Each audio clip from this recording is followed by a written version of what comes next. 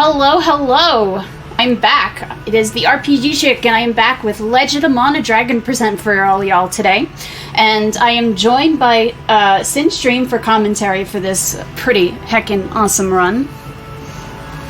Yeah, I'm really excited to see this game. I feel like there's so many good RPGs for the PlayStation. I'm really glad we're showcasing PlayStation games this marathon. And I'm glad to see some of the maybe obscure ones. Would you say this is one of the obscure ones?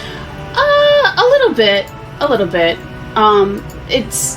It definitely gets its share of both love and hate, and I can understand it on both fronts, but yeah, I'm really excited to see it though. I know you're gonna do great. Well, we'll see how nice RNG is or is not to me today. All right. So I think everything is good on this end. Yes. Okay, so in 3, 2, 1, let's go. So, do you want to tell the lovely folks maybe why we chose that map? So, this map has the most amount of squares to place artifacts, and we need to place a certain amount to get towards the end of the game. So this just gives adequate room to place artifacts. Yeah, we're essentially going to be placing them away in a way that unlocks the quest that we want, number one, and gives us the quickest growth of the mana tree so that we can get to that last needed part as quickly as possible. And this is going to be the Dragon percent. There's many story arcs in this game. Sometimes you play the game and you don't even know how you got to the end. But this will follow the Dragon story. It's one of the more RNG heavy categories of the game. So hopefully RNG is going to go well. Yeah, there's going to be 2 places where I'm going to have to grind for some weapons, and then a couple of places where the bosses can be not so nice. But hopefully they'll cooperate, and the run will be fairly decent.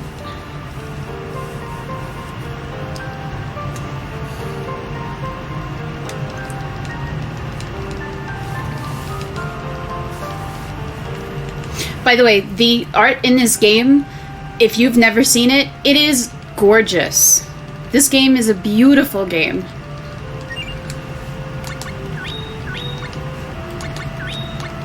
So the first thing I'm going to be doing is I'm going to be setting some of my abilities, and I'm going to be setting one of my special techniques. So the way that you get different techniques in this game is a little bit different than you would in some of the other games. It's dependent on the techniques that you already have equipped.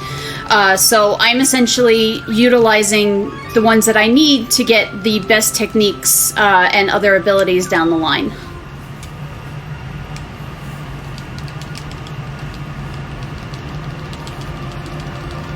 Yeah, we get our first artifact right off the bat, which is the Domina Town.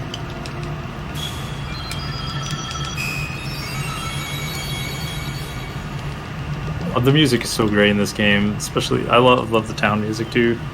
Yeah, there's a lot of bangers in the soundtrack for sure.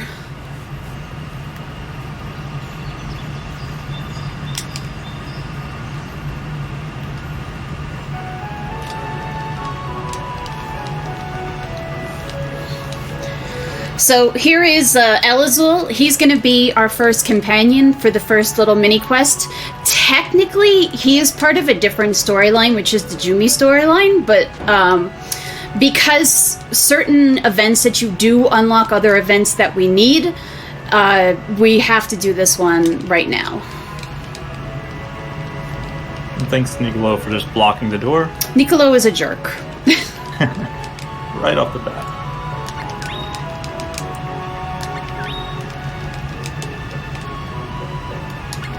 The Jumi storyline, by the way, if you have played it casually, is my favorite of the 3 main storylines.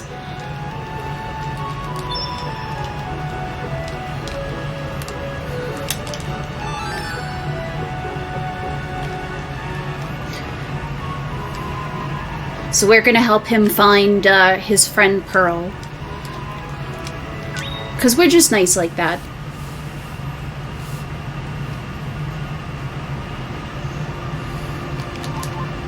She's always getting lost, according to the character description. Mind wanders.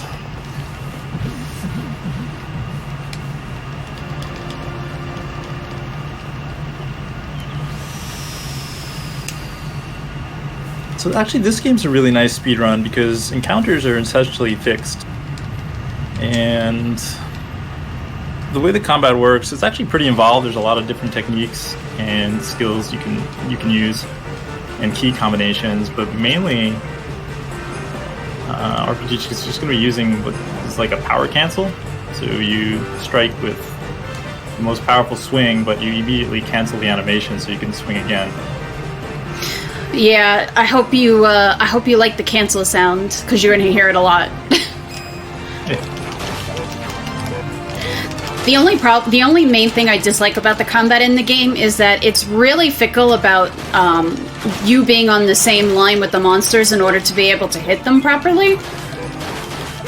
Like, if you're just a pixel off, sometimes it won't register as a hit.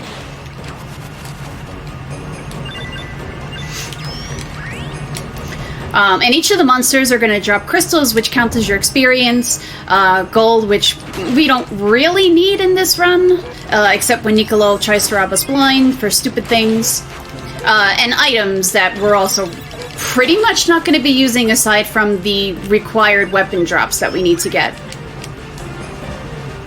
Yeah, just every battle that ends, you have to actually collect all the little crystals and items, otherwise it doesn't clear the screen, so... Yeah, they will eventually disappear, but it's usually quicker to just pick them up.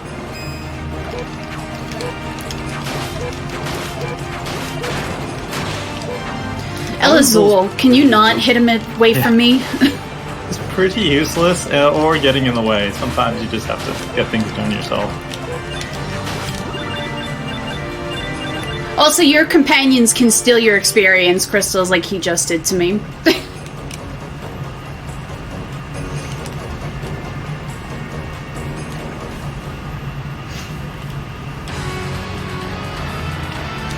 We're going to be skipping all the treasure chests. That's the nice thing. Another thing, treasure chests. Skip everything. And first place. Let's go first place. I mean, we don't skip the first place. Could you imagine? We could skip bosses? That would be great. I would like to do that for some of the bosses.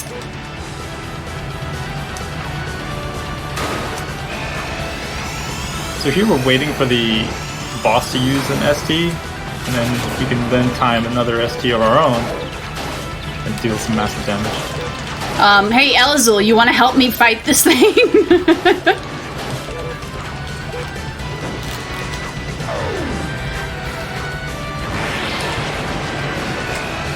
It's really sad that the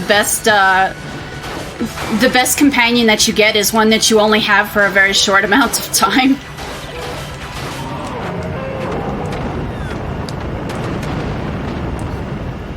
I think Elazul got like 3 pokes in.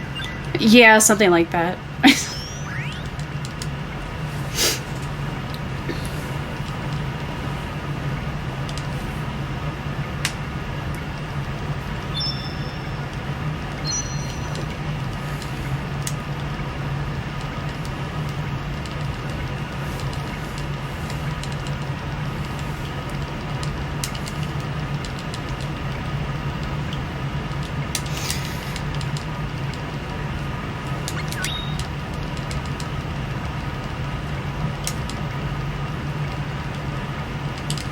But yeah, Pearl's a little ditzy, but she's very cute.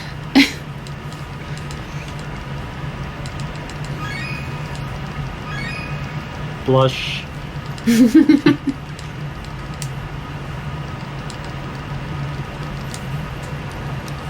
So every time you see one of those screens, essentially, I have finished an event.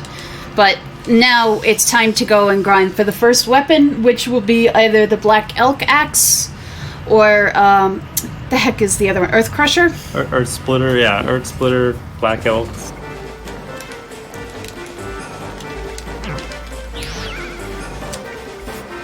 Ideally, we want a Earth Splitter, but if a Black Elk will do. Yeah, essentially whatever these goblins drop first is what we're gonna take. Yeah, this is RNG at this point.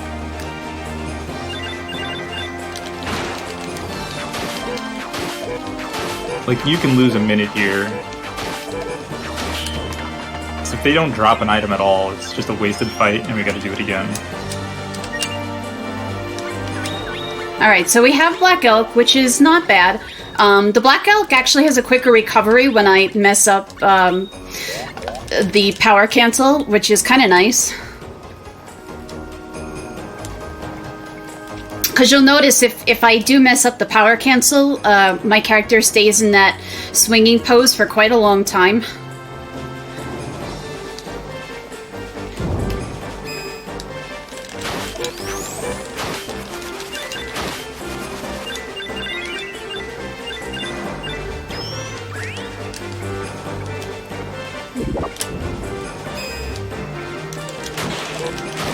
Yeah, actually, this will be the last weapon before the Brave Blade, which is the last farm much later on.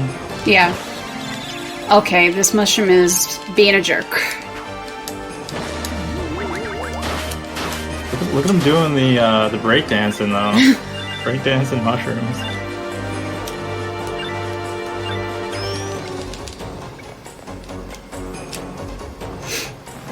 Yeah, the another thing that I wish was a little bit better, the battle movement is a little bit stiff at times. And it does take a little bit of getting used to, but it is fairly difficult to actually die to one of these battles, which is nice. And if you do, the game has kind of a Mystic Quest thing where you can just restart the fight.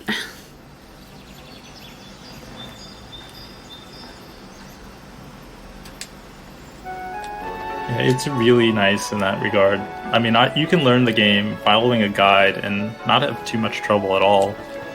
Yeah, the guide for this is actually really, really good. It tells you where to put the artifacts and it tells you which directions to go. It's pretty thorough. It doesn't explain... Oops. It doesn't explain the more in-depth mechanics, and you'd have to watch a tutorial or ask somebody for it, but... in general, it does tell you the basics that you need to know to do the speedrun.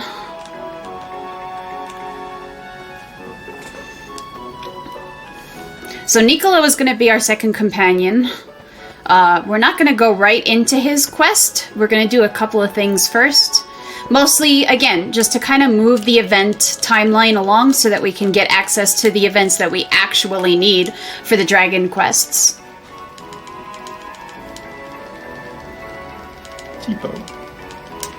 Nicolo is really a jerk. And Tipo, she's also kind of gullible.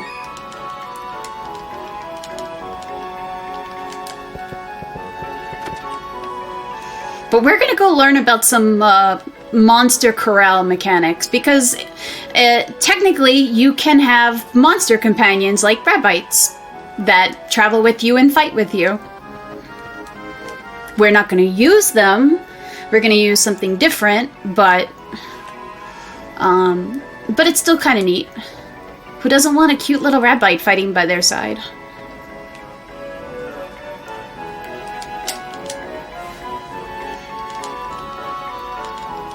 And you get the little Rabite in the loading screens. So there's a little manipulation here too with the egg. It's funny because we get introduced to this process, but we don't actually expand upon it at all in the run.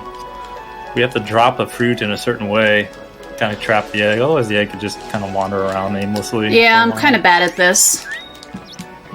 But I'm getting better. That was a good one. That was quick. And I think, if I'm not mistaken, that first egg actually is always a Rabite.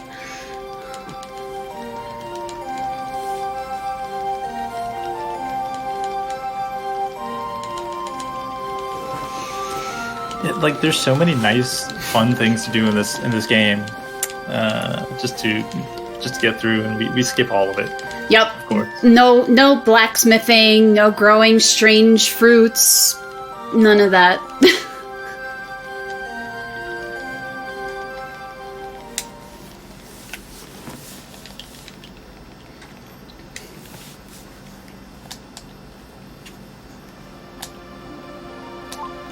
Right. But you know what we have in spades? Dud bears.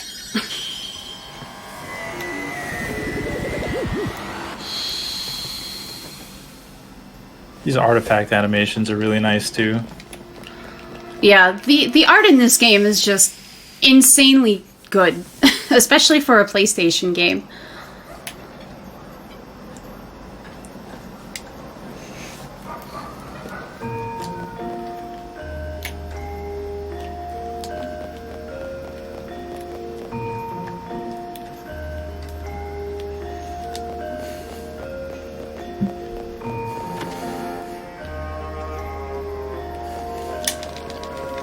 So we're gonna open up this next little mini side event between Monique and Gilbert here, and essentially we're gonna be tasked with selling her firefly lamps to the Dud Bears.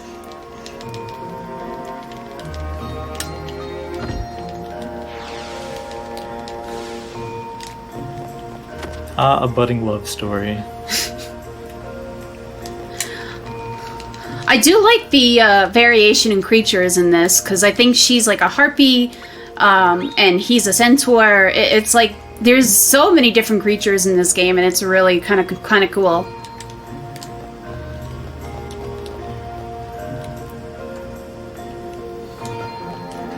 It's time to go learn some Dud Bear language. Kind of, sort of, not really, but okay. I always like watching people play this casually now, because I see them writing down all of this stuff to try to figure out what the Dud Bears are saying, and in my head I'm going, yeah, okay, I just kind of remember the order to pick.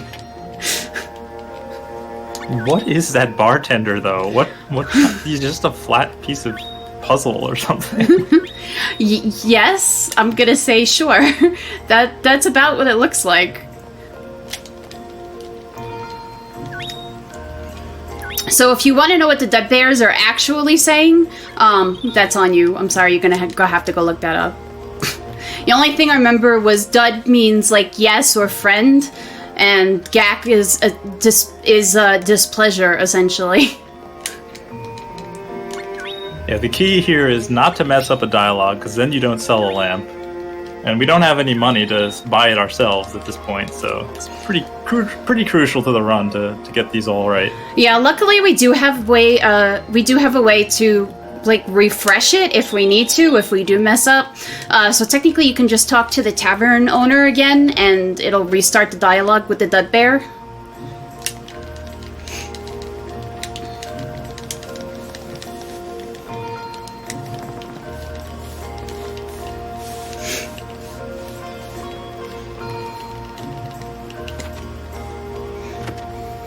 This always was weird when she just floats out from behind the desk. It's like, just can fly. It was just bizarre to me. It's just randomly harpy. But Gilbert is kind of a jerk, and all Monique wants to do is stay here and make and sell her lamps. Like, she really enjoys it. And Gilbert essentially wants the Dud Bears to do the dirty work, and they travel the world as lovers, kind of a thing. And she's not happy about it. She's like, you know, you're making me feel kind of bad that my dreams don't mean anything. And Gilbert's like, oh, I guess I'm not really in love with you. It's the quickest love story in a game. Goodbye, your dreams weren't big enough for mine, to match mine. Yeah, this leads up to, like, my favorite line of the speedrun. Gilbert was strange, but he wants much bigger lamps than the ones I have, and size shouldn't matter. Take that as you will, folks.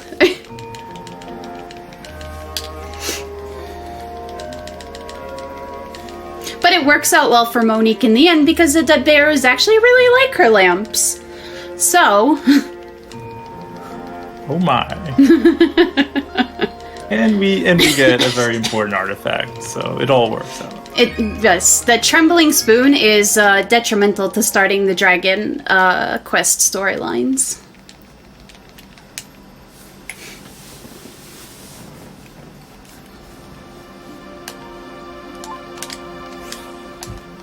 And I'm gonna place it right now.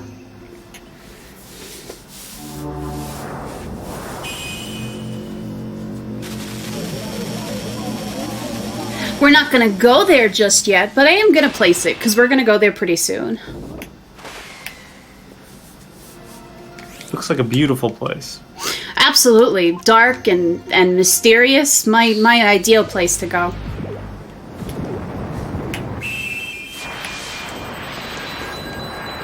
But what we are going to do now is we're going to do what it is Niccolo wants us to do to get rid of him. I mean, to help him. Yeah, great time is on the road with Niccolo coming up.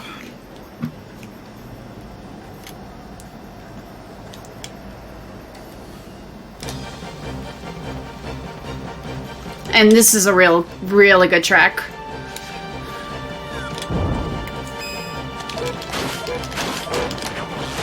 Okay, Rabite, don't be a jerk.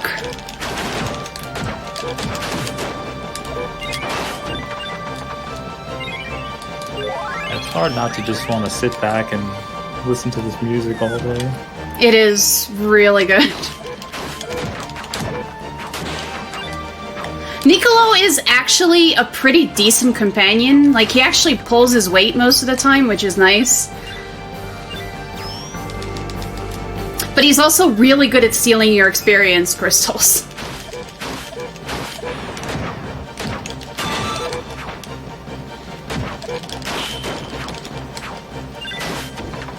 That was a lucky lasting shot.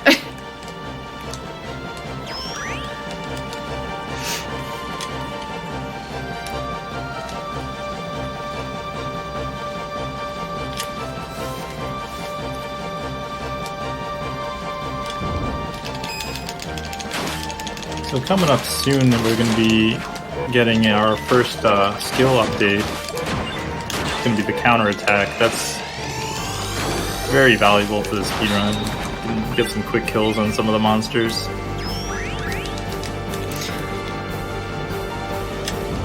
I prefer Counter-Strike myself, but yeah, counterattack is pretty good.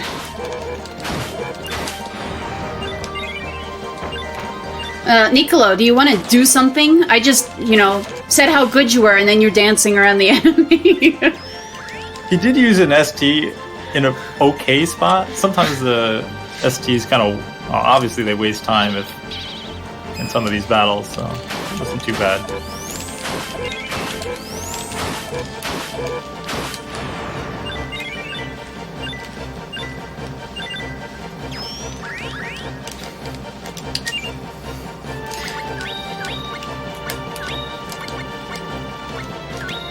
There we learned the counterattack. And then we'll eventually power that up to the counter strike. Yeah.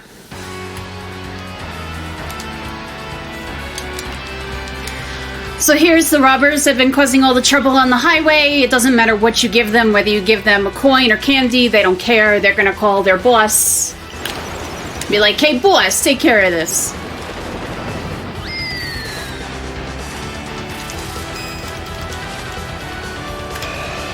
And I'm gonna miss, aren't I? No? I did not miss.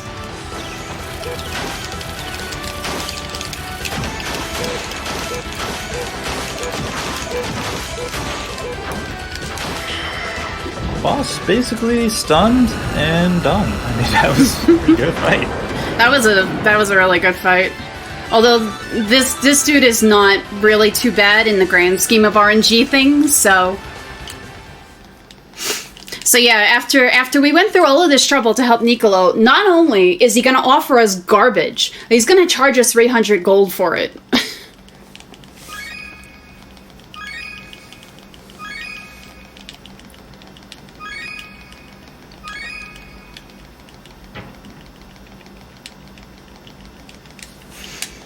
But yeah, Niccolo is a jerk, but we are thankfully done with him for this run. Couple artifacts too. That's good. Yep, so we're going to place 2 completely unnecessary to the story artifacts. Necessary to the mana placement, but unnecessary to the story. And then we're going to head down into the underworld.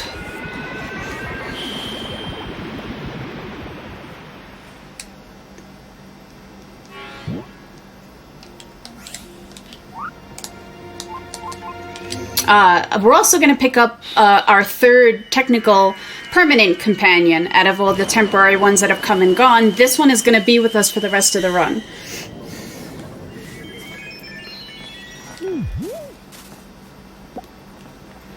So let's go get Guri.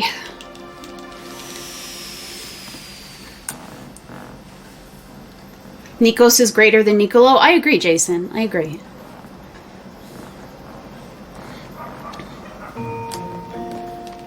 So I'm going to be picking up this goblin Guri from this town. And he is actually pretty helpful as you go through the rest of the run. Depending on your proximity to him in fights, he will actually power up your slash attacks. So you do more damage to the monsters and to the bosses. Of course, it's not always easy to get Guri to stand where you want him to stand, but we try our best. Yeah, he wanders kind of aimlessly and stays towards the edge of the screen. But he wants to be a little more evil, so... good friend. There is a black chocobo in this version. I don't know about a regular chocobo.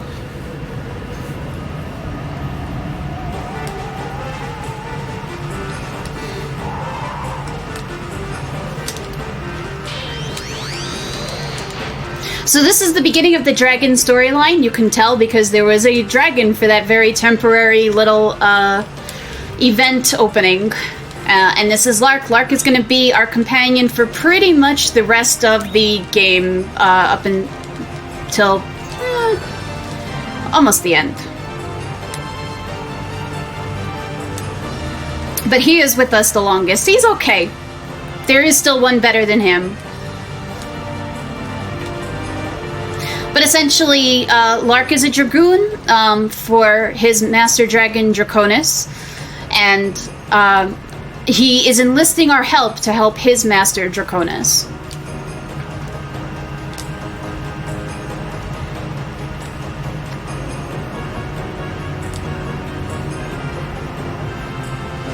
Yeah, we're just going deeper and deeper into the underworld. Eventually we get to a point we can't proceed until we're baptized. Yep, so the next step is going to be to find this dude, Olban, and he will help us get the baptism in order to allow us to go further down.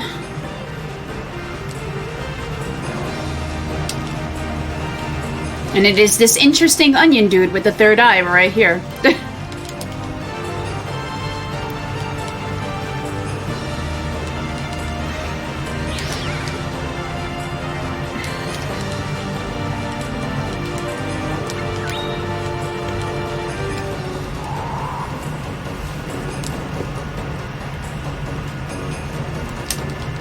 Those shadow eyes are so funny.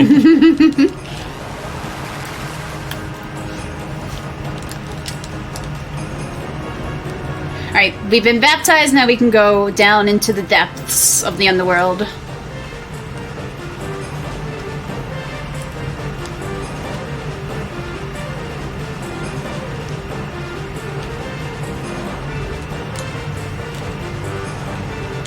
By the way, the further you get into the game, the more mazy the dungeons get.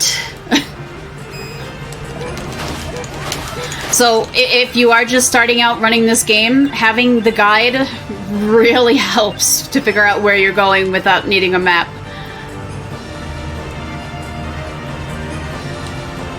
Eventually you get used to it, because there are, at least in my opinion, I think there's enough markers that make things look different that you don't have to constantly rely on it. And you kind of get used to which way you're going. Wow, that thing just flung me across the screen. Okay, now we have Counter-Strike.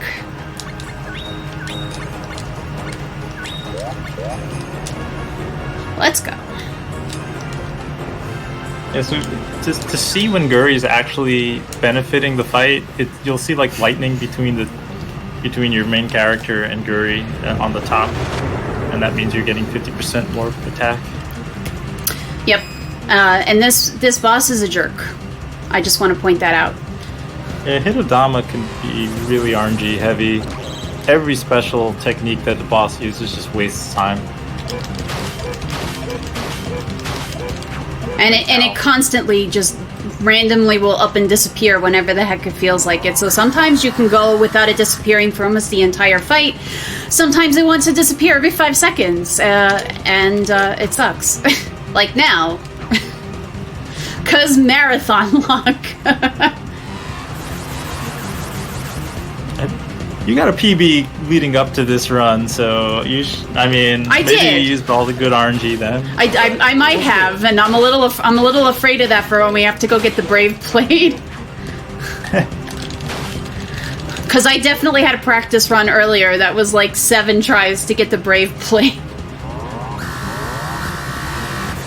So close. I want to believe Hitodama is saying something great, but I don't know. Oh, now it's going to use magic. I'm just going to waste your time.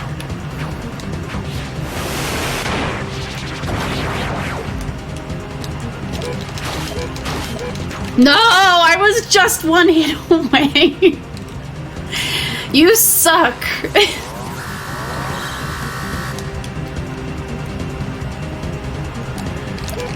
We get more of the music. We do, but that was a very nasty fight in terms of RNG. And y'all stole my experience, crystals.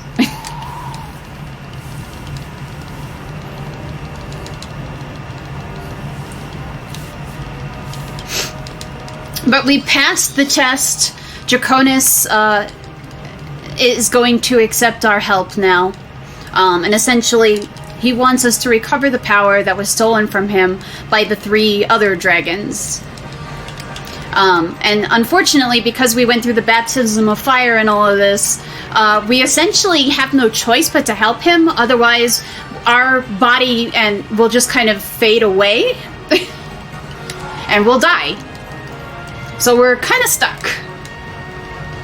Guri's like, why did I come?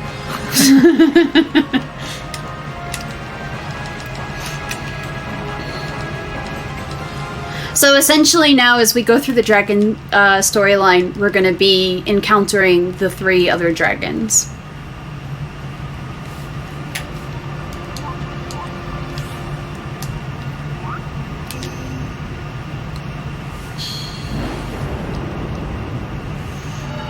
This is by far, if you're playing it casually, this is by far the most linear and easy to figure out storyline in terms of where to go and what to do next.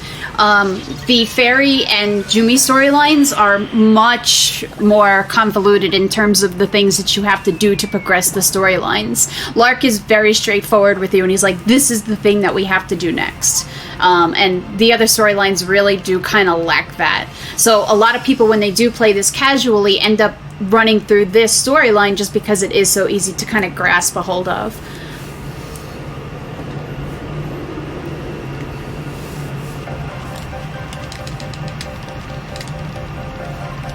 And here we're going to get introduced to the best character.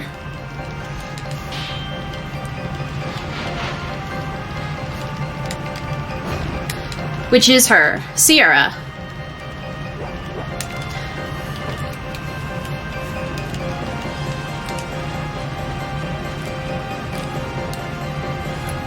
Fighting with her definitely is fun. Fighting against her, not so much.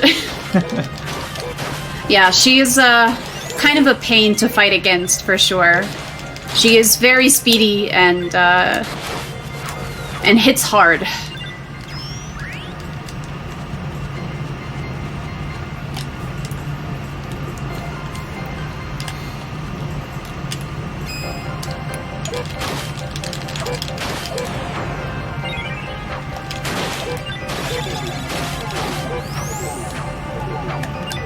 I hate confusion.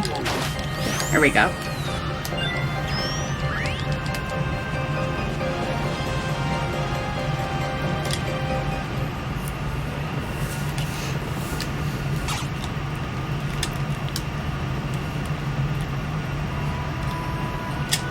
So these three dudes in the green are essentially the dragoons of the next dragon that we're going to encounter. The Archivator. Sounds like a really cool name for a dragon, in my opinion. It's an awesome fight, too. As much as I hate the RNG, it's an awesome fight. It is, and it's the most. It's one of the most dragon-looking dragons. Because Jajara definitely is not always so dragon-looking.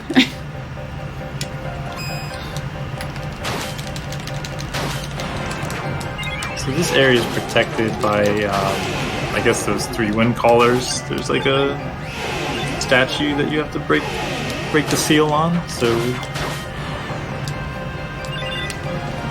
a little bit of back and forth here on the mountain.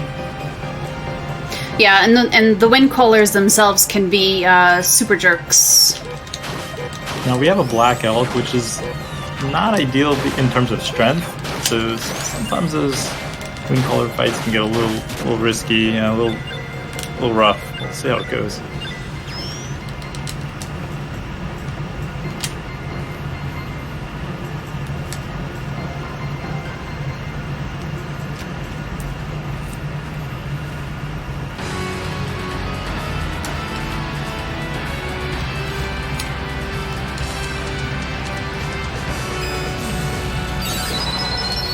Okay, let me not get caught up in this whirlwind.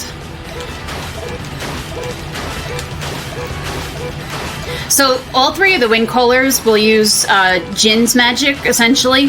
And as long as you can hit him before the spell is cast, you're fine, because it'll interrupt him. Except that Lark keeps hitting him away. Yeah, Guri's not close enough for the extra damage.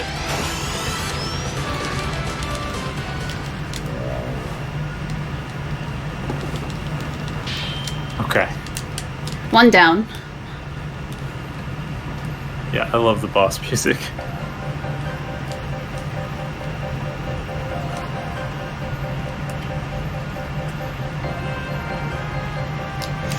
That is one of the nice things about this run, is you really do get to experience almost all of the different types of musical tracks that the game has.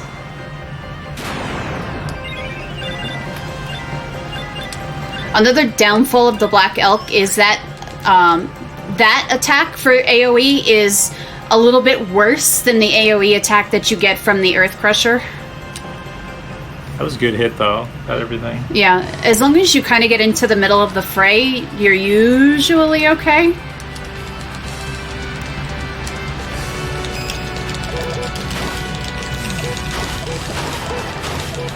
Come here, Guri. Thank you. No, don't walk away. Get over here.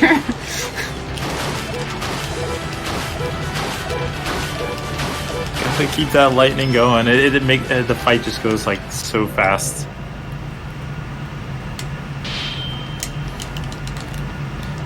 That was good. Like with all the other classic systems that have come out, it has an interesting selection of games. That's all I'm gonna say. Alright, let's see if I can get in the middle here and do that again.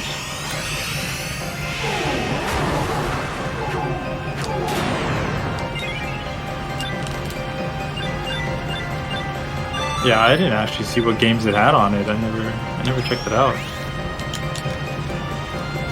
Well, it definitely wasn't a lot of RPGs. I feel like PlayStation's like, that's one reason why I bought the PlayStation. I know, I feel the same way.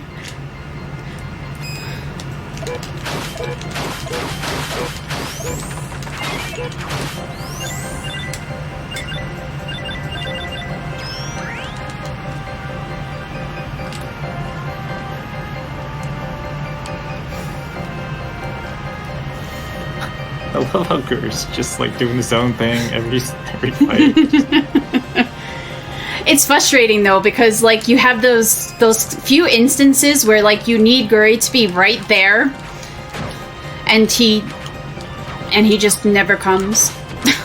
So here we're trying to do the counter strike, and if it lands, so you get basically an instant kill. They're distracting it. Let's just kill it. Yeah, you have to learn attack, and then the counter strike will hit for 1. It's worth a few tries, definitely.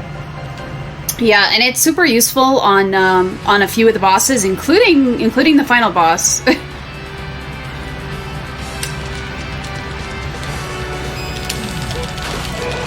Oh, you thought you were gonna bust right out with magic, did you?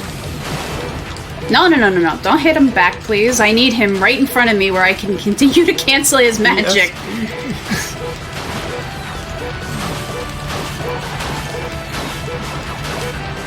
Come on, Guri. Guri, that was... Guri likes to throw the axe, and it's just not... It's not helpful. Really not. But we still made it through the 3 wind koalas.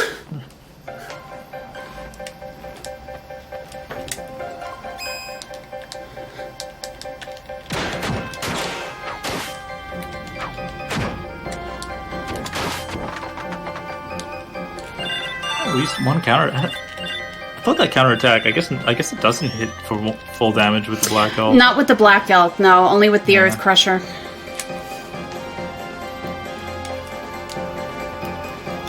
So, interesting fact, if you actually go talk to that statue before killing all 3 wind callers, it'll send you back to the village.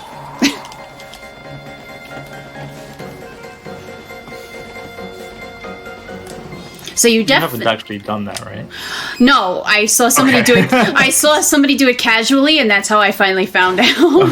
Because I was like, I know, like there's like explicit bold, like in the guide, yes. But I never tried to see what would happen. Yeah, no, it will teleport you right back to the village. But yeah, the guide, as Sin says, like, do not talk to the statue before killing the other wind caller.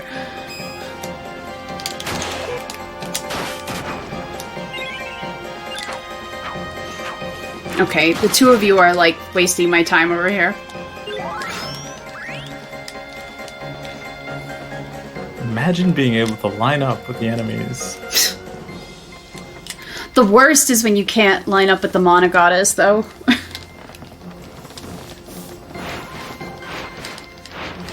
This is a cool scene. I like this one.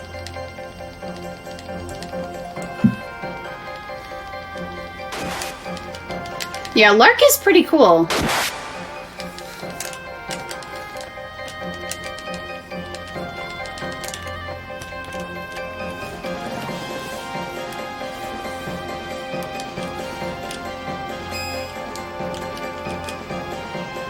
Hello?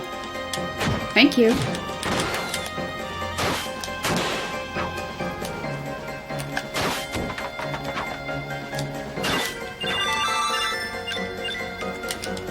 Come on.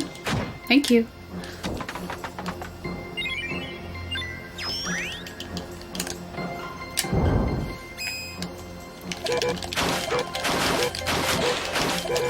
What mountain wouldn't be complete with birds?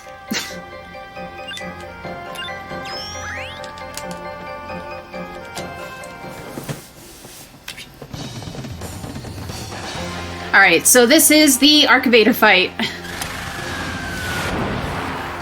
Archivator is a jerk. A lot of iframes if it's doing like the wing clapping.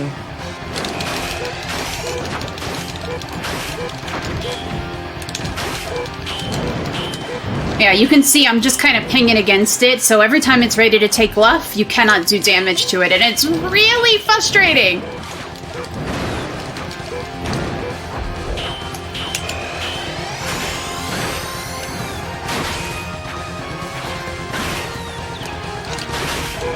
It's really hard to get STs that hit as well. I got lucky So that hard. time, though. Yeah, that was... My god, that was a good fight. Maybe there's still some good RNG left. Maybe. Let's go. That's probably one of the fastest I've ever seen that fight go. I got super lucky with the deep slice. So this is the first of the 3 monastones. So yeah, so a lot of this is about getting rid of the dragons so that Lark can retrieve the mana to give to Draconis.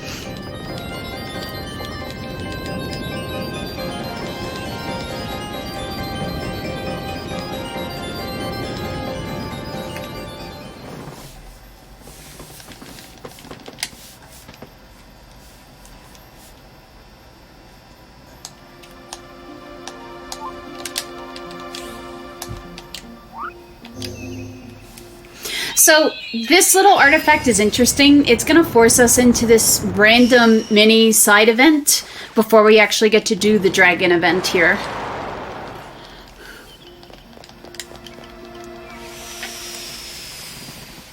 Little bone dragon scream. Essentially, there's a whole bunch of these students here on a field trip, and they're supposed to be mixing ingredients, and you have to find the right combination of ingredients so that they can make their concoction.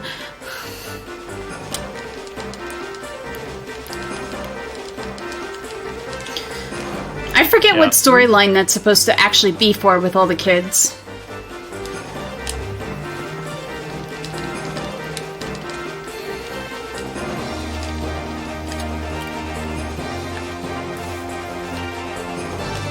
All I know is it's 3 flowerlings, and they all kind of look the same. And if you mess up the ingredients, you gotta go back. Yeah, I always try to walk around there as slowly as possible so I can actually get the right ones.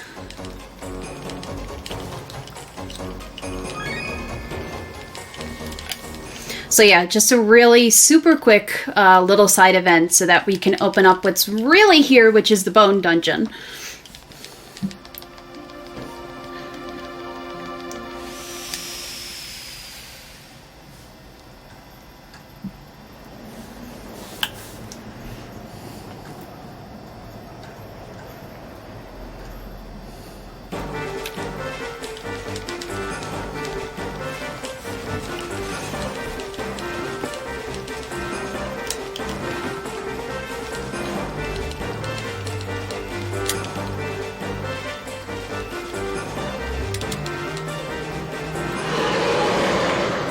This night fight is also pretty cool, the guardian to the dungeon. Yeah, sometimes I get trolled by him, but usually not, depending on where he ends up going.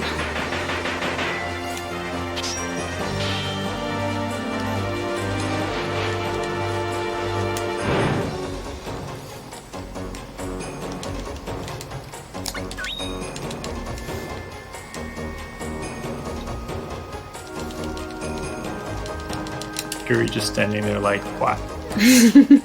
He's looking at the camera too. I dislike this. You're not supposed to look at the camera, Gory.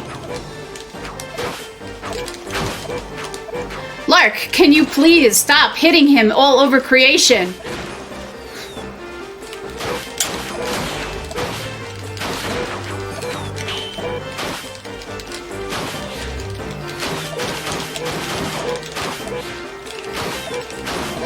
Well, there's some good sync happening, so...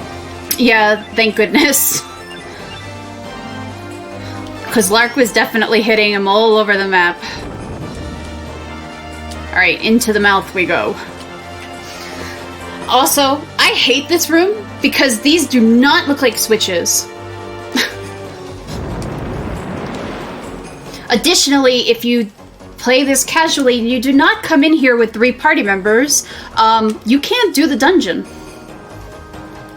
Like, you literally have to have 3 party members to push all 3 of the buttons, kind of a thing.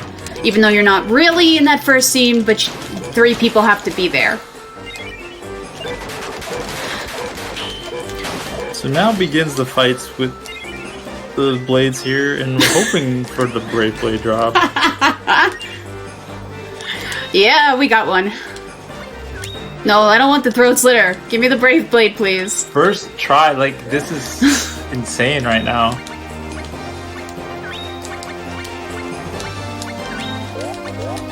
And that's gonna be our sword for the rest of the game, and it's a pretty powerful one, too. We still have to fight the swords on the way back through this hallway in a few minutes, but, yeah. Like that could have taken like 5 minutes, not even joking. So this is incredible. I'm pretty happy. I hate grinding against those swords. They are so aggravating.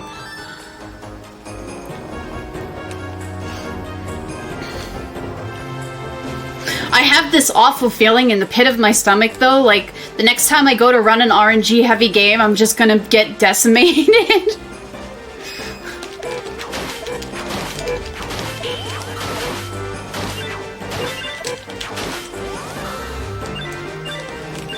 I would have laughed really hard if they dropped a second Brave Blade. Yeah, I mean, for the record now, so you had a first try Black Elf, and first try Brave Blade. That's good. So that's good weapon farms. Now it's all about boss RNG. Speaking of which, we're about to go fight Sierra. Time to dance.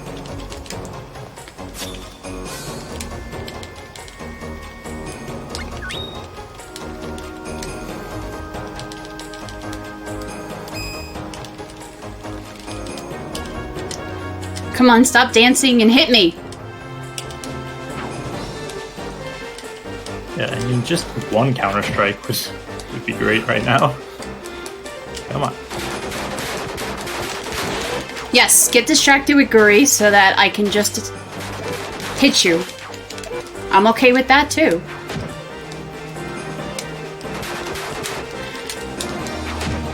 Oh, that was nice. I think I got 3 counter strikes in there. So with the key, now we can go rescue Lark. Because if you notice, he's also missing.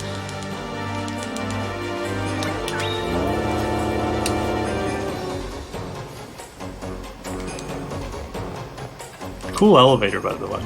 It is. In the hallway of cartilage. By the way, I really like the sound effects in this game also. They're nice without being ridiculously jarring. Especially considering how many times we have to listen to the cancel sound. It's not super jarring like it was in Rhapsody.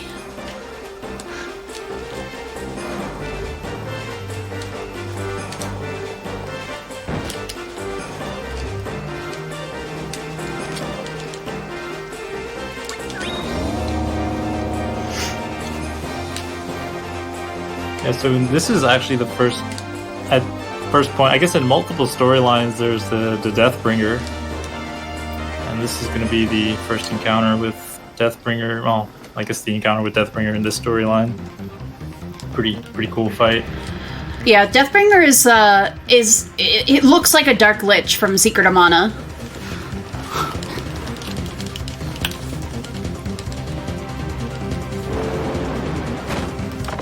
Exactly, Jason, exactly.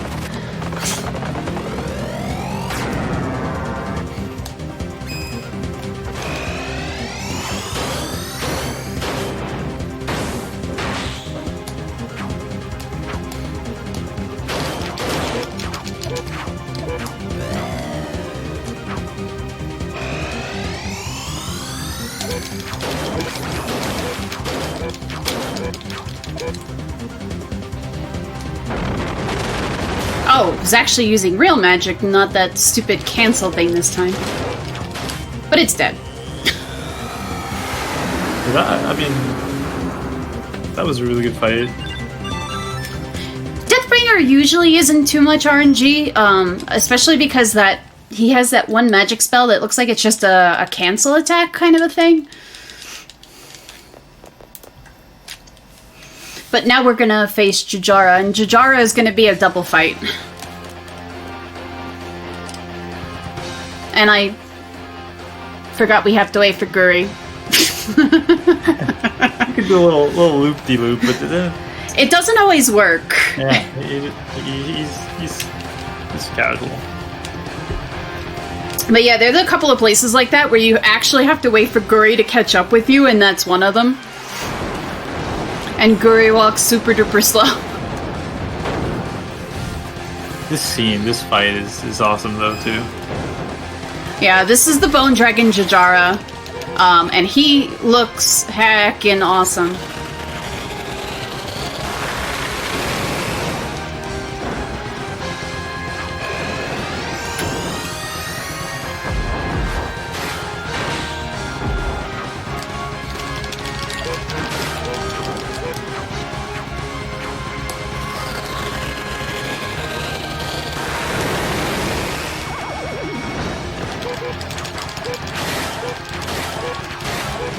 Oh, also, if characters die in this, you can see the gauge, like the life bar gauge, is kind of refilling back up.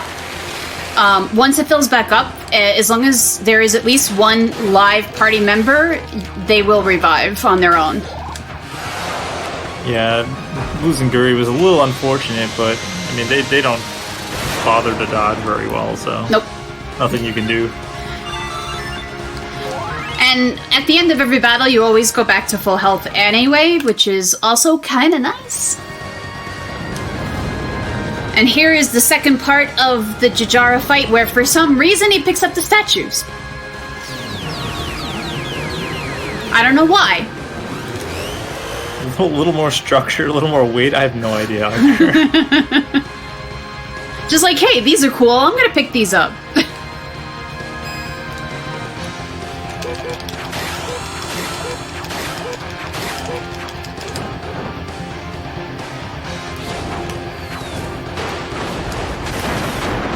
Oh, I got hit by that one.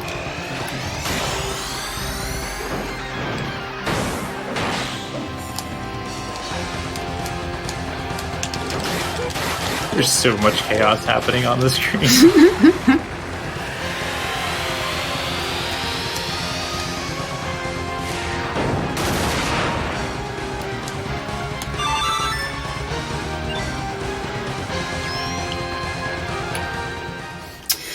But yeah, that's 2 dragons down, 1 to go. What a great track though too. Love those fights.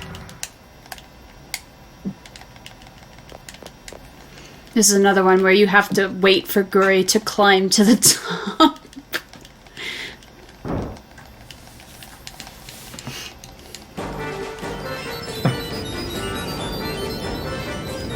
The sideways walk.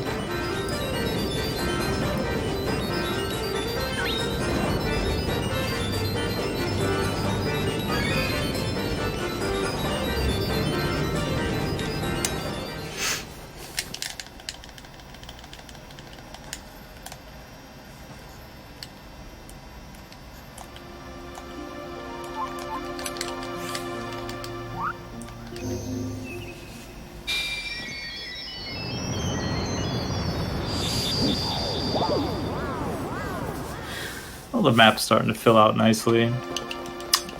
The more artifacts and progress that's being made, the monetary in the top left there starts growing, looking more fuller. Yep. And here's going to be where we will face the last of the 3 dragons, which is Vadis, the white dragon.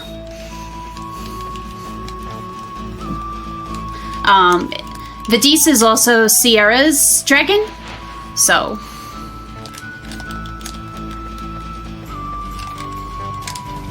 This stage is weird to me, though, because it's like, Lark comes in saying that, oh, something is blocking my senses, and then at every screen, oh yeah, I sense her from this direction.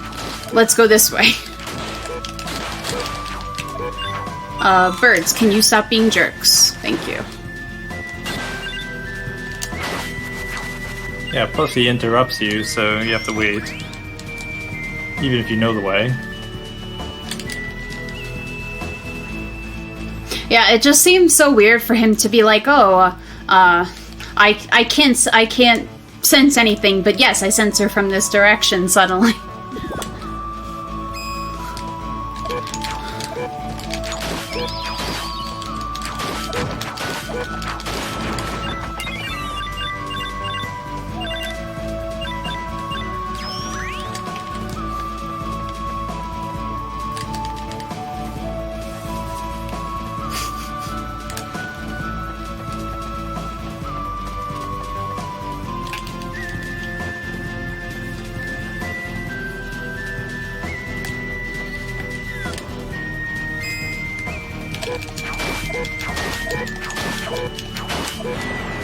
So you can technically counter-strike that tree also, but, like, tree doesn't often cooperate.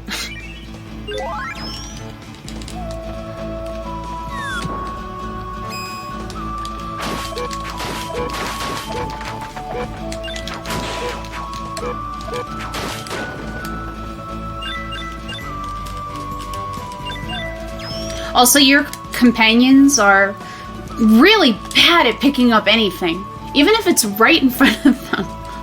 Yeah, plus you can't see because the trees are in the way. Like, it's hard to see if you picked everything up.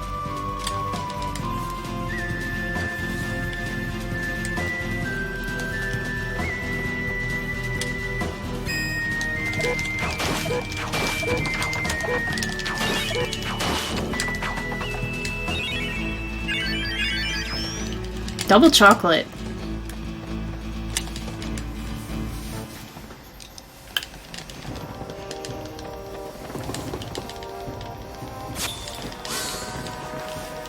I always get the Pepperidge Farm double chocolates.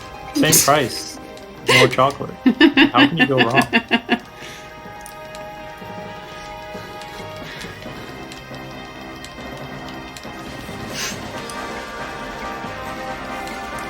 So Sierra basically is trying to confront Lark and to tell him that Draconis is evil, and he's just trying to destroy the world and rob it of mana. But Lark has other intentions, let's just say for now.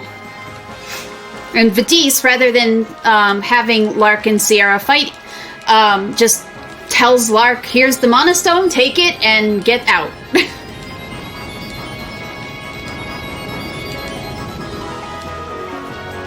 But what Vadis will do is Vadis will challenge us to see if we can be of some help.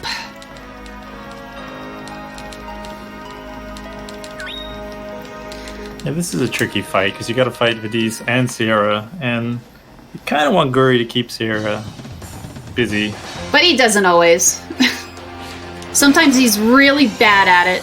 Oh, you're gonna disappear? You suck.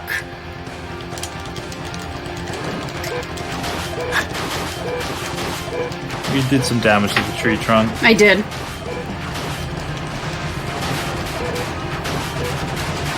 Guri, can you do something, please? Thanks. Alright, I got her that time. Alright, come here, Sierra.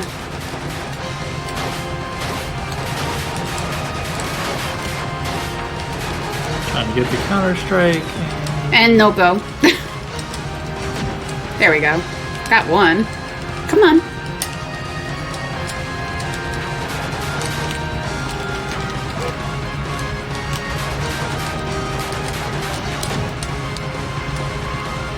Yeah, Sierra is definitely a pain. Such a pain. Like, some of these fights just look hack and slash, but I mean, we are focused on trying to get like a counter strike, get these moves down, and otherwise it's just gonna take forever. Come on, one more, Sierra. One more. Thank you. Not the best fight, but we lived, which is the important thing. So Vadis asks us to go after Lark. And we're gonna do just that. Yeah, that's the interesting thing about the run. I mean, you're not really leveling up. We're just basically relying on the damage we're dealing from the weapons that we farmed and the skills. So you can get hit pretty hard in some of these fights and die before you know it. Yeah, like I said though, at least you have that mechanic where you can just kind of start the fight over again, which is nice because you don't have to worry about safety saves. Yeah.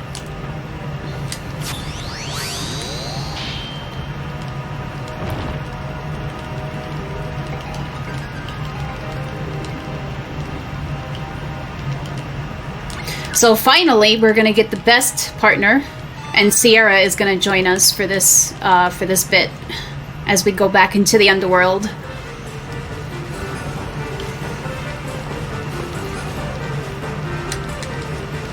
And she is a fantastic partner.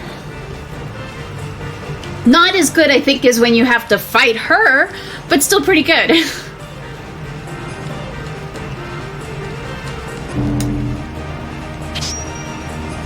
Yeah, another good scene. Yeah, these Dragoon siblings are very awesome.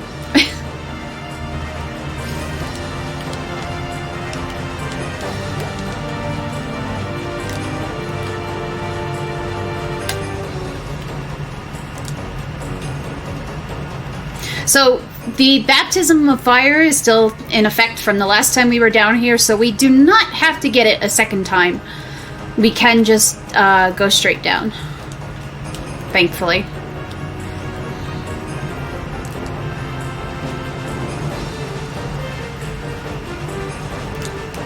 And if I'm a little quiet, I'm sorry, I'm trying to focus on where the heck I am. Yeah, don't want to make a wrong turn, or some of these doors aren't that bad, but it gets confusing the deeper you go. Yeah, some of them are just rooms, which is fine. And then some of them will just lead you on completely different paths.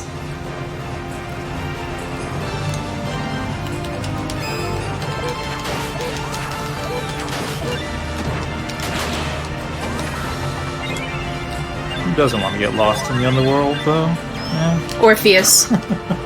Orpheus doesn't want to get lost in the underworld. I'm sorry, that was a very nerdy joke, and I'm gonna stop now.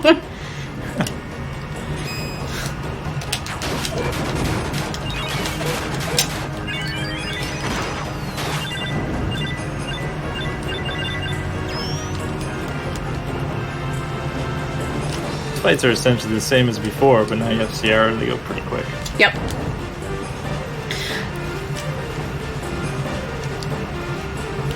You'll also notice that despite the fact that this is kind of a later game scenario, the monsters haven't changed much. And, yep, I took a wrong door.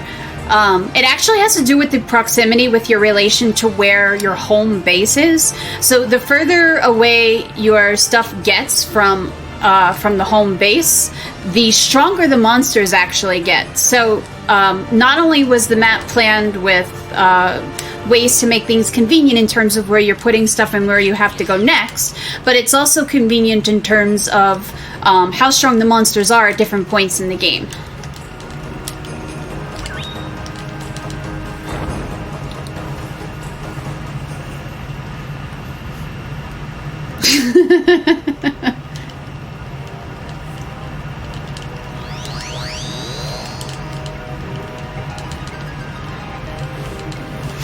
But we've reached the depths of the underworld, and lo and behold, Draconis is evil. Who would have thought that a dude with a mustache would be evil in a video game?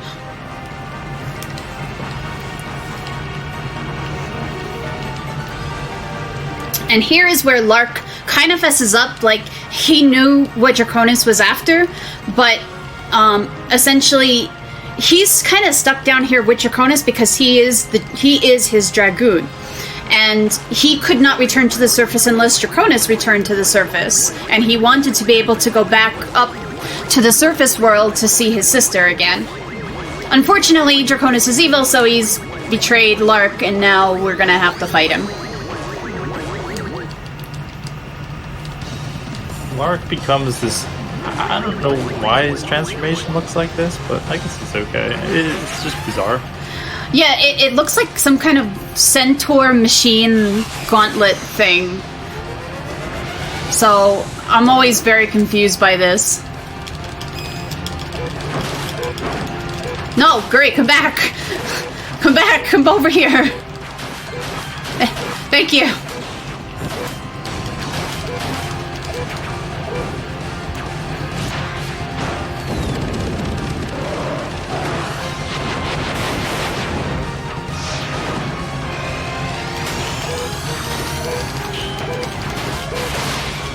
That was pretty close to one cycle with the Figuri. It was, yeah.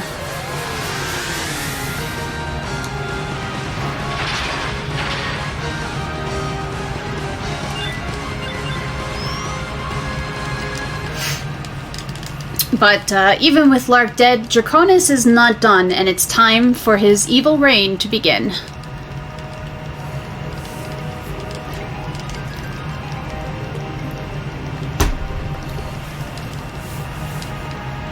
Underworld's about to get a little shaken up now. This is actually very cool.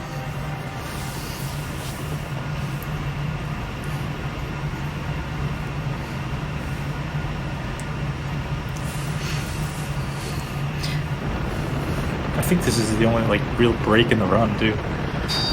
Pretty much. But it is really cool that you get to see the artifact spot transform this way. I don't think any of the other runs have that. Any of the other storylines have that. And the art of this castle is, at least for the initial background here, coming up, is beautiful. This music is so hyped too in this castle. I love it. Oh yeah, it is definitely a really good soundtrack too. But yeah, the watercolor paint in the background, oh, it's so good. So we're alive only because Vidisa's spirit was protecting us. And Vidis basically tells us, you know, you can go, but essentially once you go in, you cannot come back out. So make sure that you're ready to go. And asks us if we would, of course, help Sierra.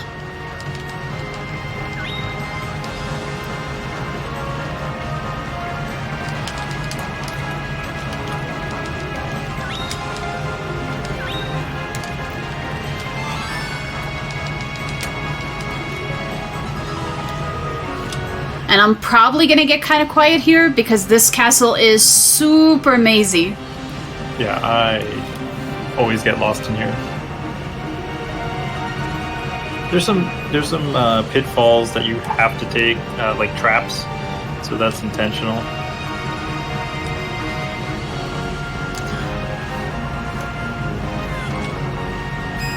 In general, though, it is ridiculously easy to get lost in here, and there is gonna be a little bit of backtracking at one point, because essentially you have to defeat a guardian to get to. Okay, stop blocking, please. To get to the next area. I hate these stupid swords. Oh look, another brave blade.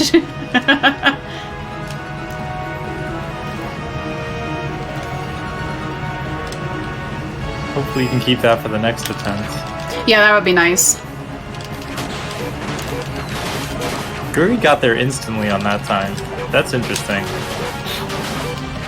Guri was the first one up.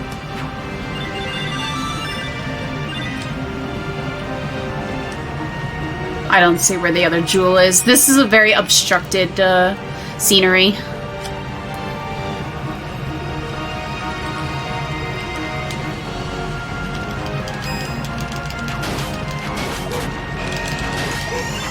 Sorry, Sierra, you're too slow.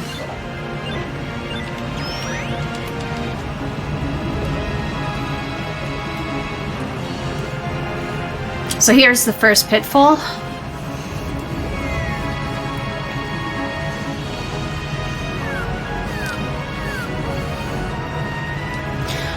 And this is going to be the first kind of instance of backtracking, so we're going to go off, down a floor and off to the right-hand side to defeat this little dragon guardian so that we can open up the next area.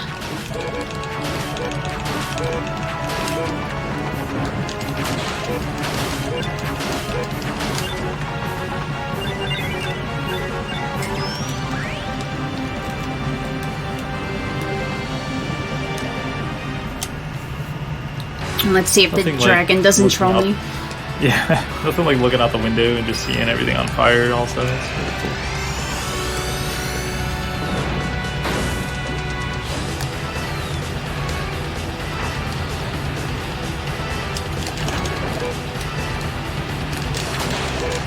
Yeah, I mean, if you could trap the dragon against the edge of the screen, it's usually pretty good.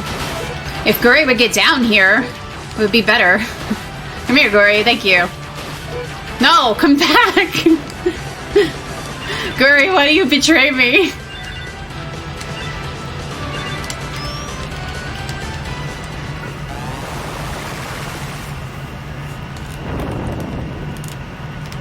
But yeah, with the seal open, now we have to go back around and upstairs for the time being. I do kind of wish the monsters wouldn't respawn, but it is what it is. You're literally just backtracking.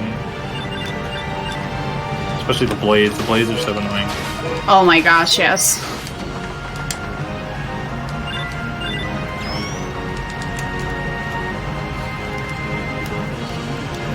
But the music's great. Music is very, very hyped for this stage, for sure.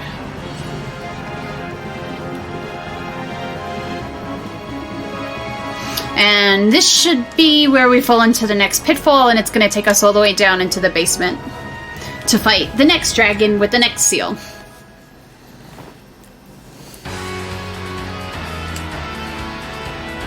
And more waiting for Guri. Well, I'm going to try to mitigate that as best I can. We'll see how well I do. If I can knock this sucker a little bit further to the right, that would be nice. Or Sierra could do it. I'm okay with that too.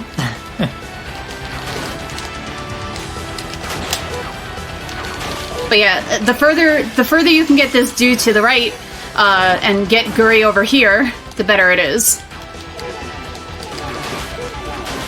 Come here, Guri. Come on. Yeah, his backstab is pretty good, yeah. Yeah.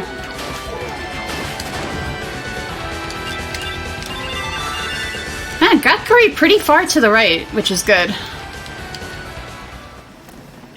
Because this would have been another scene, like Sin Seb, where you're going to have to wait for Guri to catch up to you.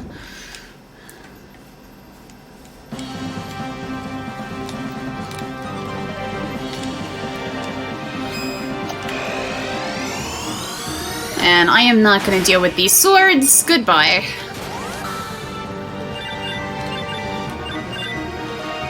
You know, if you wanted to actually go pick these up, you two, that would be great.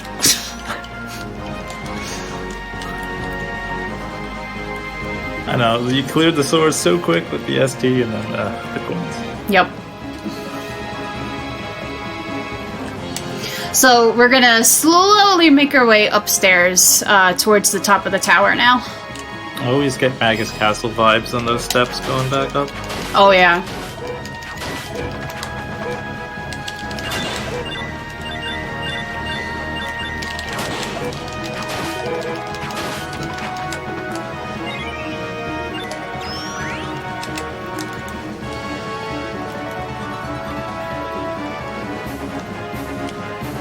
I also hate when those treasure chests get in my way.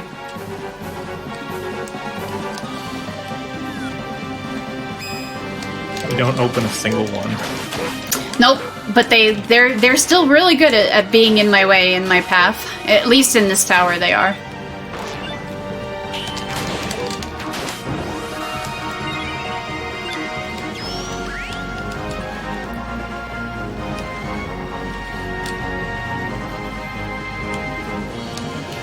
Hollywood? I don't even know what half these drops are.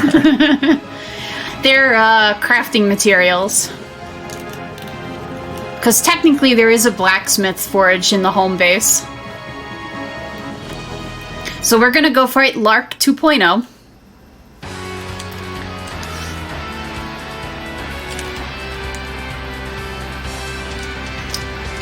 We technically don't have to wait for Guri, but he's gonna amble his way across the screen anyway.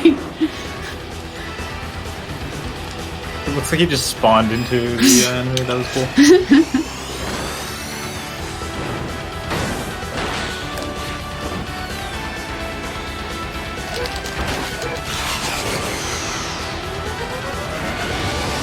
Alright, what are we doing? Yeah, just more ST timing here. Try to... Yes, Guri, come here! Yes! Thank you! Yeah, that was good sync. Yeah, Sierra got it too, which was really nice. Because it's not just you that it can sync with. Like, you'll see the lightning go back and forth in all directions. So your partner can benefit from the added attack bonus also, which is really nice. And now we're about to go into the trolliest of the Dragon Quest fights. At least in a few screens, anyway. We're almost to the top of the tower. This fight scares me. This is one of the places where death could happen, if any. Yes. I feel. I definitely agree with that. I have done my share of deaths to this fight in the past.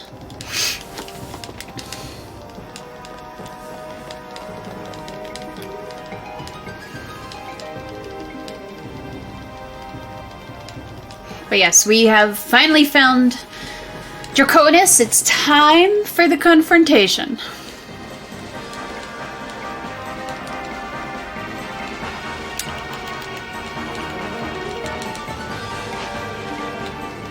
But yeah, this is not only is it dangerous because of the RNG, but Draconis' hitbox is really wonky sometimes.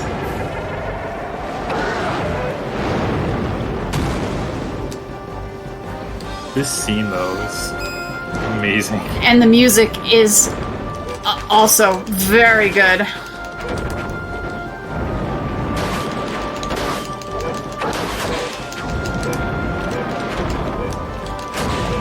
Try not to get eaten. I'm gonna try real hard.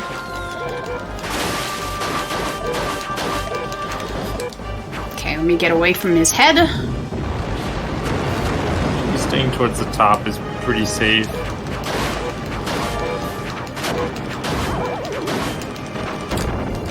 As you can see, it does a lot of damage to the companions who are getting wrecked. And that's a dead dragon.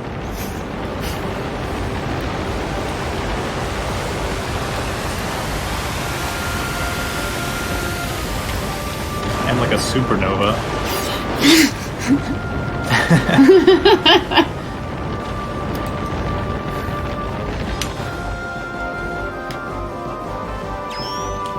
And you get no experience for this fight.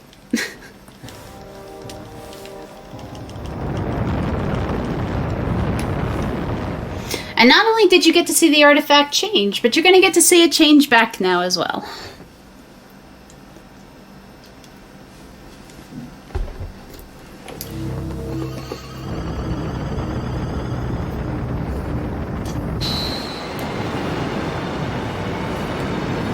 I like the progression of this category too. This being like the climax. Yeah. There are still a couple of things that we're going to have to do, side event-wise, to unlock the mana tree, but this is the end of the dragon storyline. And it's a good ending, and it's a weird ending, in my opinion. A lot of this dialogue is self-progressive, but like, if there's more than one box that the character says, you still have to press the buttons. It's like, oh, you can have a break, but no, you don't get a break. But essentially, even with Draconis dead, Lark is cursed to stay in the underworld for 1,000 years because of Draconis' blood. Sierra is not happy with this turn of events, but Lark tells her not to worry. It'll be okay, I'll find a way to break the curse, and I'll return to your side. It won't take 1,000 years before I see you again, is essentially what he tells her. So go back home.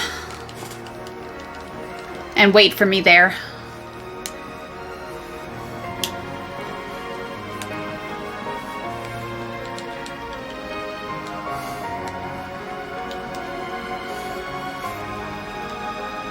Here you get a little bit of a break, though.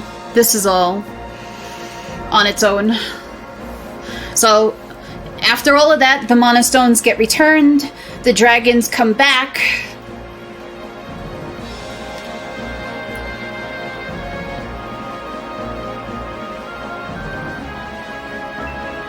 It's almost as if the last hour was for nothing. If only we had never gone into the underworld, we would be fine.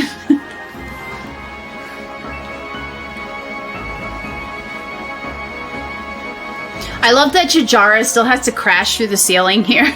Go pick up those statues again.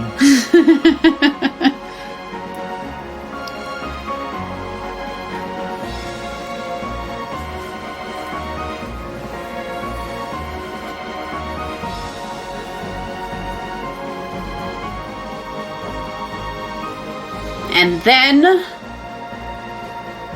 it's Lark. See, it does have a happy ending. We never find out what he does to break the curse or come back, but he comes back.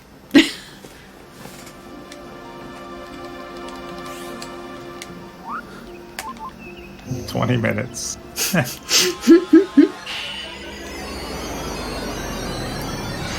Now we get to celebrate a little bit with some summer lovin'. I like that you get that dramatic ending, and now you can get this little relaxing part.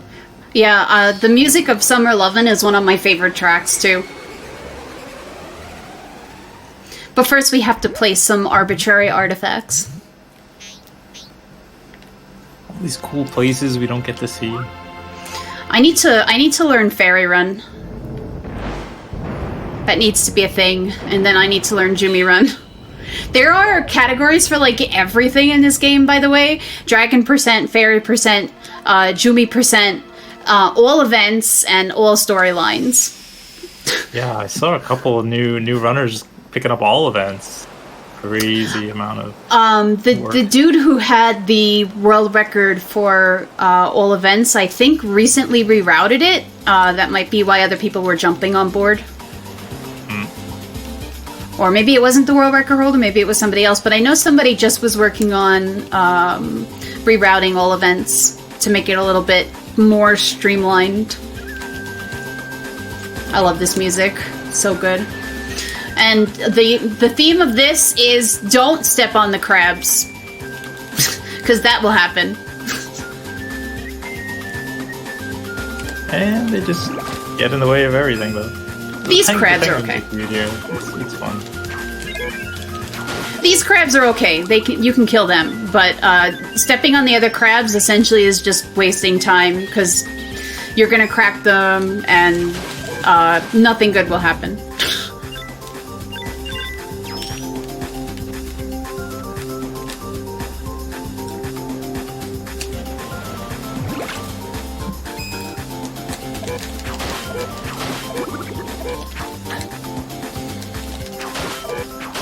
Come here, fish.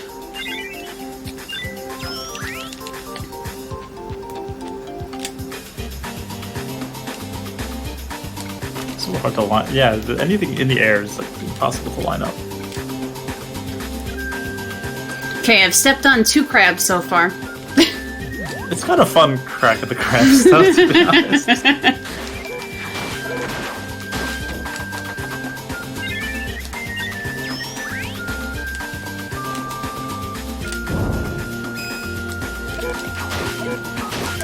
All the shattering is so pleasing. It is. Like I said, the sound effects are really good. They're very, very satisfying. All of them.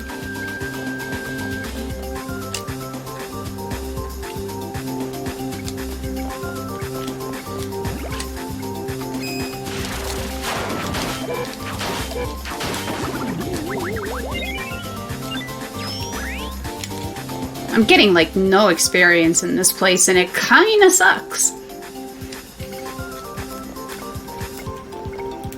Oh no, I stepped on a 3rd crab. The one crab just stuck in the corner, shaking. It really wanted to, I guess, be cracked today.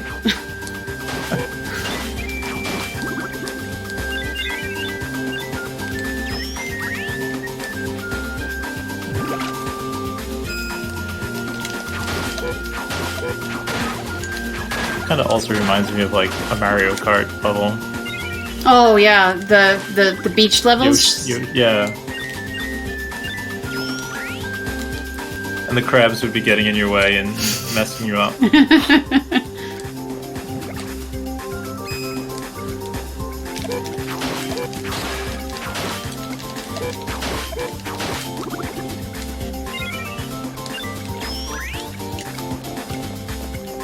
Alright, this should be the last crab area. Yes. Aha! No crabs. That one tried to chase me, though. I saw that. Also, for those of you who have played Trials of Mana or Seiken Densetsu 3, this boss should look familiar. It is the Full Metal Hugger.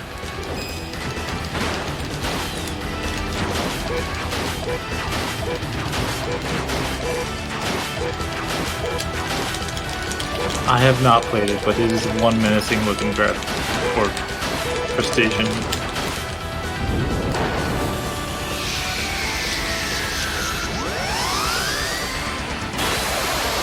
That was a good fight. It was. He didn't even take out one of his eyes.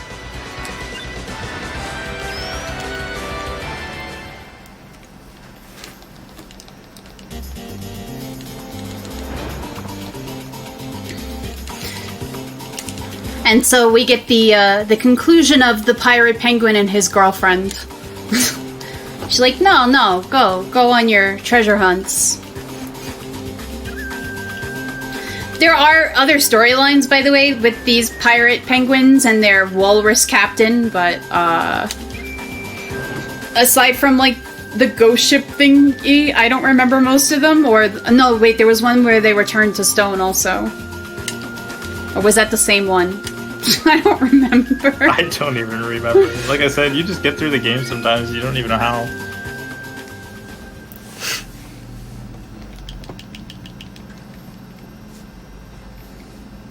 Alright, it's time to place 2 more artifacts.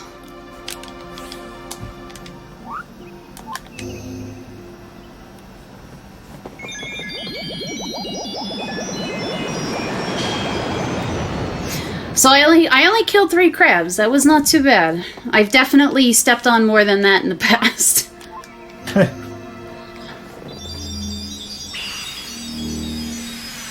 Yeah, some of the chapters are just only a minute or so. Maybe 5 minutes. They're not all long. I think DT Mick was given that Grease throwback there. Oh. Summer Lovin'. Happened so fast. I hope, maybe. That would make a lot more sense.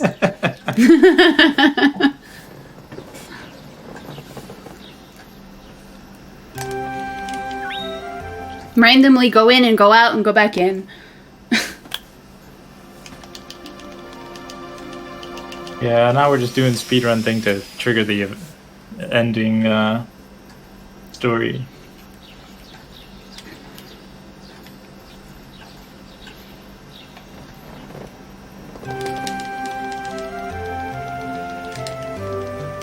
So there is this thing where all the plants, essentially, all the sproutlings, are supposed to be part of the mana tree. And they're like, they even tell Little Cactus, like, yeah, you too. So when you die, you'll go back and you'll be part of the mana tree as well. And Little Cactus gets really excited. And if that's the other thing. We miss all the Little Cactus adventures. I know. He actually has like a nice little diary. If you go back to him after each of the events, he'll write them down for you. But yeah, he gets super excited and he leaves this trail of leaves and vanishes. We have to find him. And then there's these weird things in my workshop for some reason. Where this Picasso-looking thing has kidnapped the Sproutling and he can't go back and be part of the mana tree, and we have to get him out of there, and then some weird tall dude in a blue outfit. Yeah, this dude.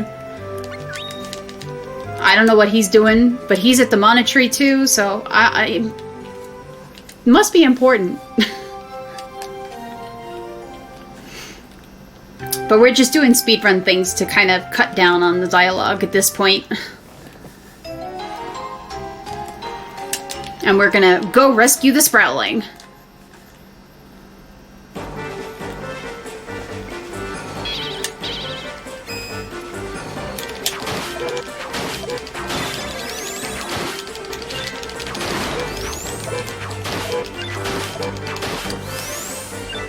I hate those stupid hovering things. They are almost impossible to hit sometimes.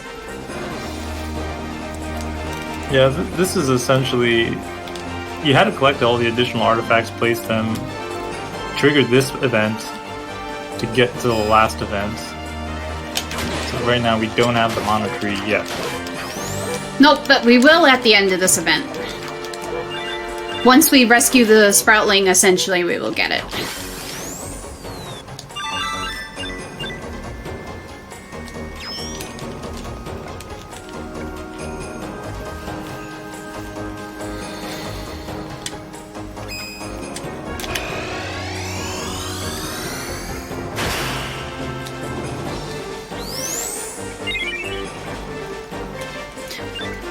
Guri is still off screen.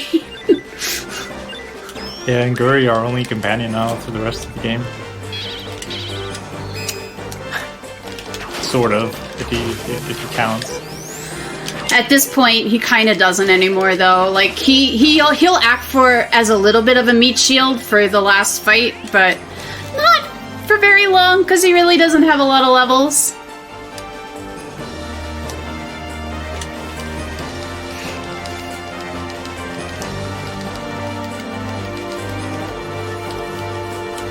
But yeah, we find the kidnapped Sproutling, and now we will get the Mana Sword.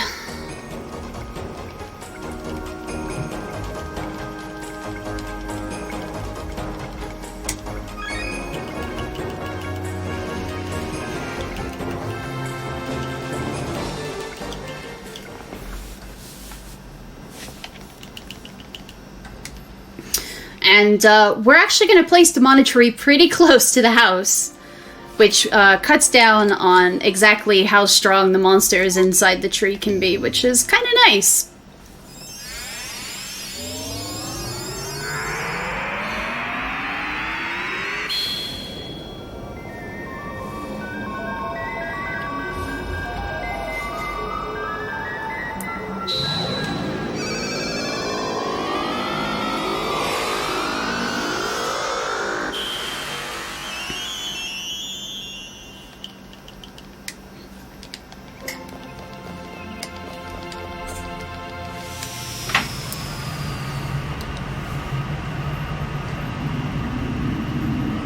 Let's go.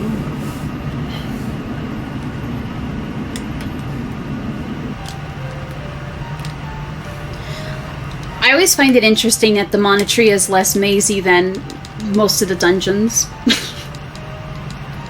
It's pretty straightforward for the most part. Yeah, once you see the artwork, you kind of get an idea of where the edges of the screens are. And of course the music. Oh gosh, the music is the best here. Yeah, see, this dude is here. I don't know who this dude is, but he's a dude and he's here. But we're not going to talk to him because that wastes time.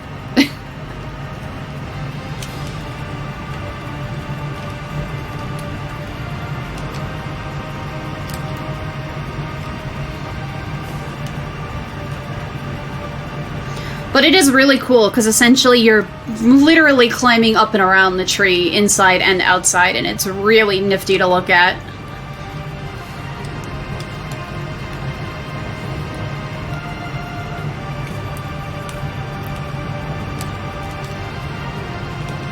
Yeah, some of these encounters you just kind of have to hang left or stay off to avoid. It's not too bad.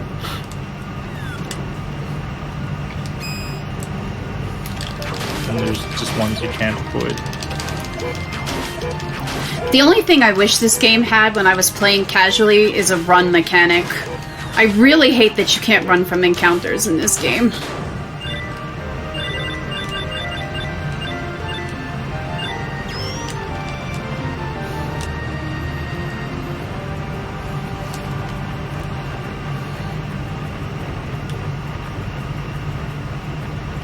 And the sound effects are very neat as you walk across the flowers.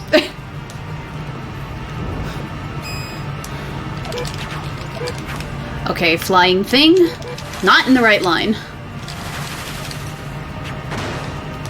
Okay, you're bugging me. Go away.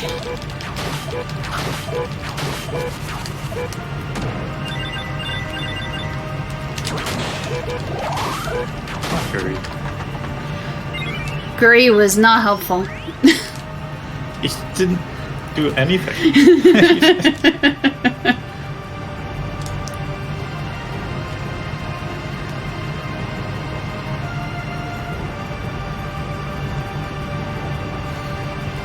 Buy treasure chests. All the lost treasures. See, there's your black chocobo. To be fair, Adventures of Mana did have a chocobo in it.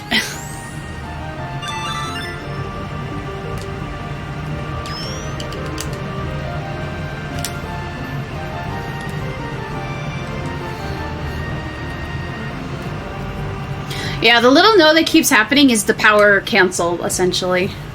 Yeah, it's like you're trying to use an ST that isn't equipped. That's how it's done.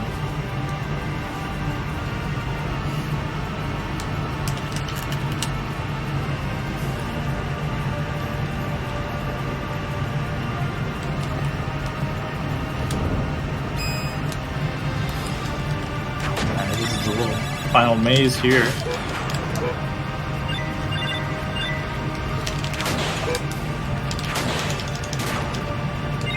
Thankfully, not too mazy.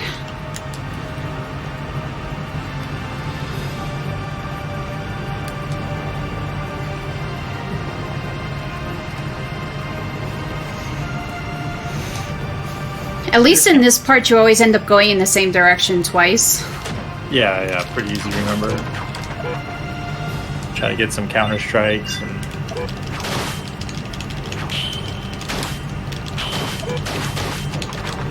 watch Guri do nothing. Well, he tried to hit the cockatrice. He failed, but he tried.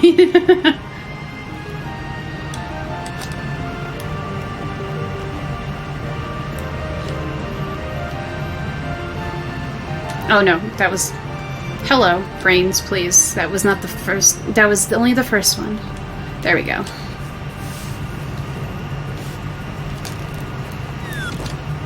I'm just really anxious to get to the Mana Goddess. I am.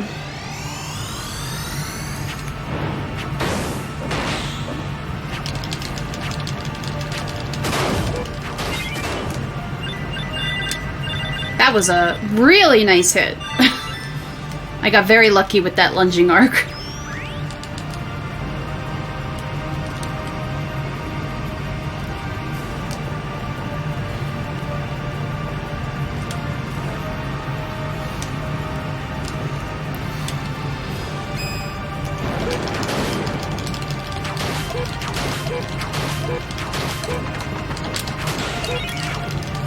That little like tomato creature is so weird. It has persevered through most of the Mana games, though. Okay, Mana Goddess. Let's see what kind of a jerk you're gonna be today. This is also a fight that you can very easily die to. So... Yeah, this fight can go really quick with some good counter-strike, or we could see a couple STs, and those STs get worse and worse as the fight goes on, so... Let's see how this goes.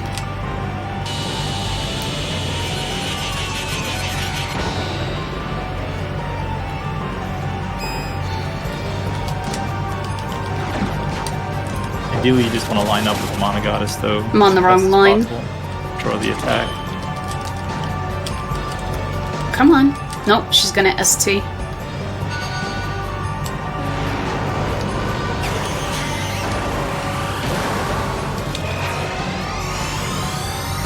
Come on. Damn it. I was on the wrong line for that.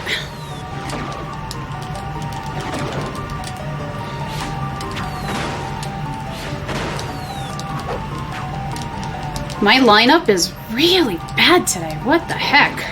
It looks close, but it's not, yeah. Which is really not good. It's alright, 2 STs in. Guri's probably not going to survive much of the fight anyway, so that's not an issue.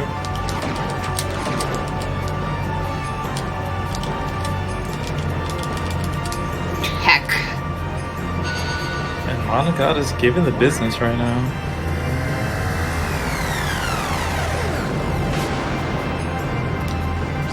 This is the worst one. I always think the pink one is the worst one. This one coming up. I am terrible at dodging this attack. Yep, and it hit me. I didn't die, but it hit me. Close. Come on. No, stop throwing your axe! You stupid goblin! If it was like the last hit and landed, that would be amazing, but... And that was it. Oh my god, that was so close. GG. That was so lucky. Oh my gosh. Wow. It's still a really good time. That was a marathon. Mana got his fight. Whew. Yeah, super lucky sync, and I just hit her at the tail end of that counter strike. Holy shnikes.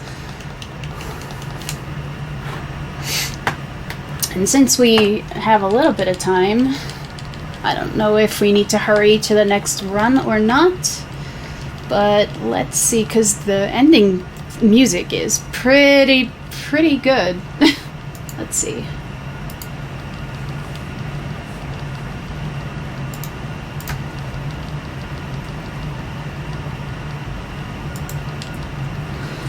Oh, cats, go away.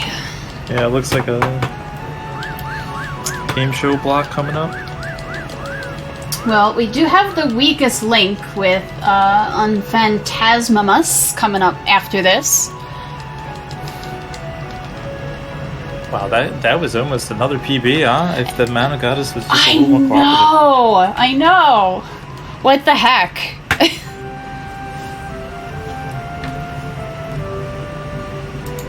Really great job. Love this game. So glad you got to showcase.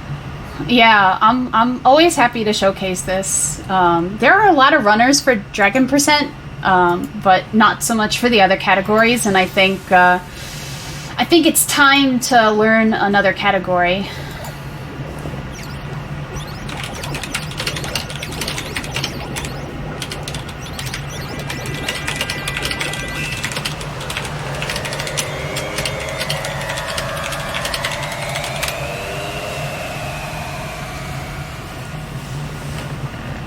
But yeah, thank you all for hanging out, and thank you all for your GGs. It was definitely a pleasure.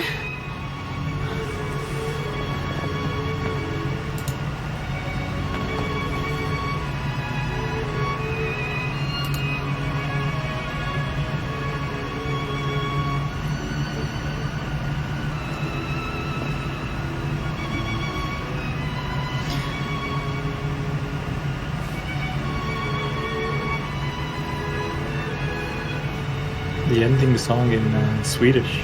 Yeah. Yeah.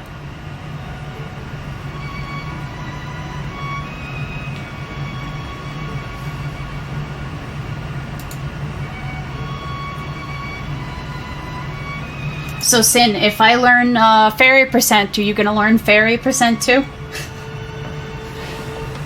It's tempting. We get to enjoy more of these runs like this, yeah. I think so.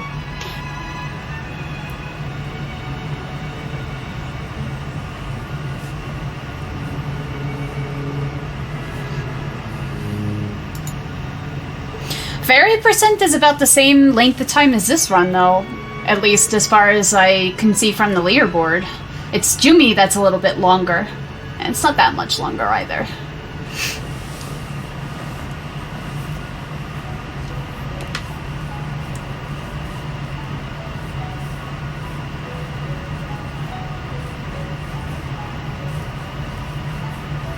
But I think things like all events and all storylines are a little bit much. Yeah.